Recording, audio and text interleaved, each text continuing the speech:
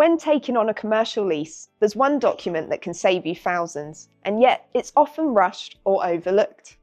Hi, I'm Faye, Director at Harrison Clarke Chartered Surveyors.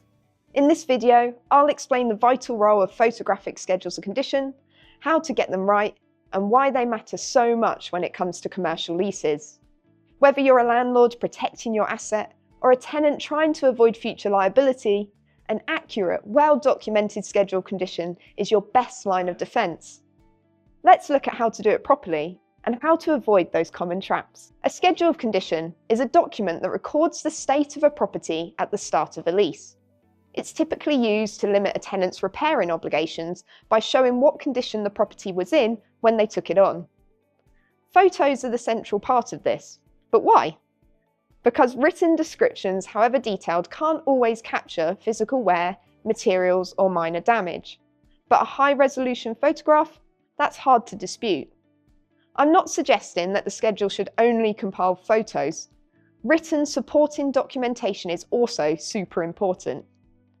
Used correctly, photographic evidence protects the tenant from being held liable for pre-existing defects, supports the landlord if alterations or deterioration go beyond what's acceptable, clarifies expectations when it comes to repair, reinstatement, or dilapidations.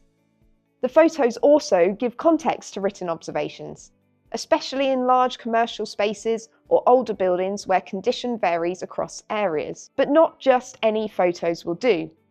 For a schedule to hold weight, the documentation must be clear, consistent, and professionally compiled. Let's look at how to do that next. A good photographic schedule of condition is more than a folder of pictures. It's a structured, evidential document.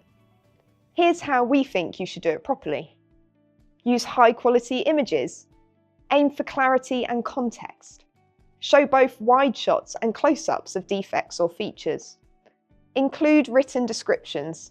Photos should be accompanied by text that explain what's shown in the photo, the location, and any relevant condition notes. This adds an additional layer of clarity and protection. Be systematic. Follow a logical path through the property, room by room, elevation by elevation.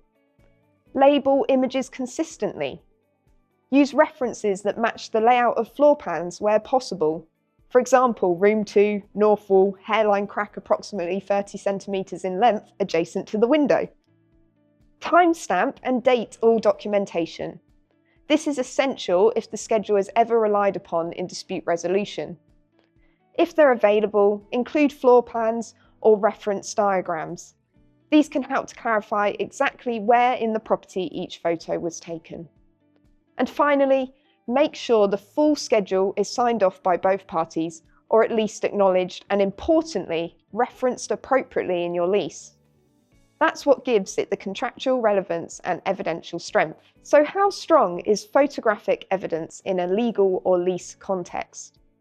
If correctly compiled and correctly referenced in the lease, a photographic schedule of condition can form part of the lease agreement, limiting a tenant's liability to the property's documented condition. At Harrison Clarke, we can review the lease and ensure that this is done correctly for you. For tenants, this might mean not being required to put the property into a better state than they received it, avoiding costly end-of-lease dilapidations claims for pre-existing issues. For landlords, it provides a clear reference point for negotiations, repairs, or claims. However, if the schedule is vague, unlabelled, or not formally included in the lease documentation, it may not stand up in a dispute. The courts would look for clarity, consistency, and whether both parties understood and agreed to the document's content. So yes, photographic schedules of condition can be powerful, but only if they're done properly and used appropriately in the leasing process. To ensure your photographic schedule is professional and reliable, we suggest you follow these best practices. Take photos methodically. Don't skip areas or cherry pick. To ensure your schedule is professional and reliable, we suggest you follow these best practices. Take your photos methodically. Don't skip areas or cherry pick damage. Capture both defects and intact elements. Not everything has to be damaged to be relevant. Use a professional grade camera or phone. with good lighting. Keep digital and hard copies and store them securely. Get it reviewed or compiled by a chartered surveyor, particularly for high-value leases or complex properties.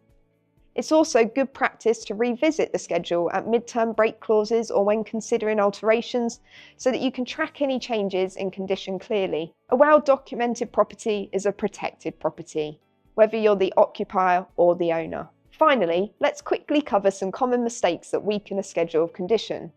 These could be poor quality or blurry photos, no contextual shots to show locations, lack of descriptions or mislabeled images, only documenting obvious defects and ignoring the general condition, not formally referencing the schedule in the lease, not keeping a digital copy of the schedule, and another common issue is leaving the schedule too late. Ideally, it should be agreed before lease completion, not after keys have changed hands. Skipping these steps may seem minor at the time, but when a dispute arises, they can be costly oversights. A photographic schedule of condition is more than just a formality. It's a key part of managing liability and protecting both parties in a commercial lease. Whether you're a tenant looking to avoid unnecessary dilapidations claims or a landlord wanting clarity on reinstatement rights, the value of a well-prepared schedule is hard to overstate. If you're about to enter into a lease or advise clients who are, we'd be happy to help. At Harrison Clarke, we specialise in producing clear, accurate schedules that hold up both practically and legally. Get in touch with our team for advice or subscribe for more insights into property surveying best practice. Thanks for watching and see you in the next video.